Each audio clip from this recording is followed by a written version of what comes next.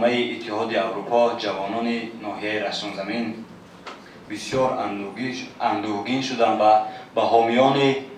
به گفته حامیان دموکراتیا اعتراضها بیان کردند. در حقیقت حزب نهضت اسلام با رهبری محیدین کبیری در دوران فعالیت خود یکچند حادثه‌های تروریستی اکستریمیستی انجام داد که ما با دلیل‌های قطعی گفته می‌توانیم که این حزب تروریستی است و باید که کسی که گناه کرده است، غیر قانونی فعالیت کرده است، باید جزایش را گیرد. و اینه که حکومت جمهوری تاجیکستان مقامات‌های داخلدار نسبت این شخص‌ها پرونده گشاد و آنها را به جوابگری کشید و بعضیشان مثل روباه از وطن گریختند و خود را در منبرهای دیگر دولت‌ها برآورده سفید می‌کنند و خود را وطندوست نشان می‌دهند و از پارلمان اتحاد اروپا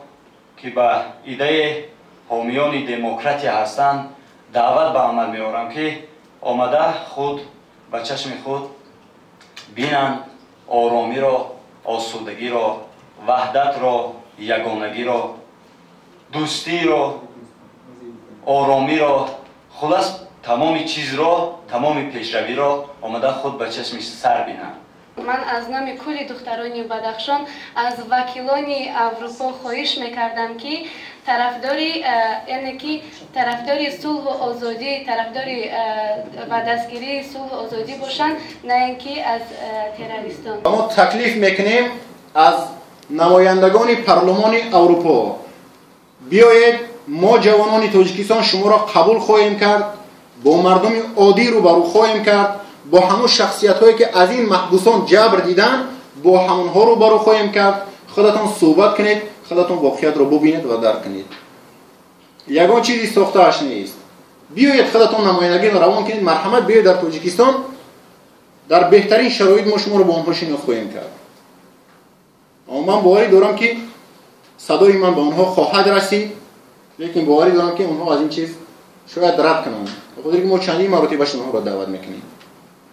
و گفتنی هستم که مطمئن باشید که ما در تاجیکستان کسی که به قانون ما رعایت نمیکند، به قانون جمهوری تاجیکستان اطاعت نمیکند و این قانون رو رعایت نمیکند، او حتما در نزد قانون جواب خواهد داد. و گفتنی هستم که اون شخصیتایی که امروز در تاجیکستان خائن اعلام کرده شدند اونها را حمایت نکنید، به خاطر که اونها به ما خیانت کردند، به ملت خود خیانت کردند، حتما به شما نیز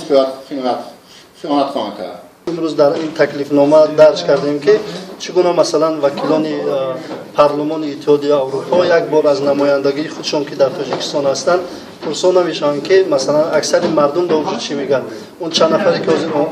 رفتن در کشور اونها چی میگن و مردم تاجیکستان چی میگن. هدف نشست ما این بود و اینجا هم مردم یعنی جوانان صدا دادن که یعنی بیایید اون وکیلانی که مثلا قطعنامه قبول میکنید بیایید با نمایندگی خودتون با یعنی جبر دیده ها از نزدیک صحبت کنید. اینا ما فلان تکلیفی که شما کردید و غیره ما باز کنیم،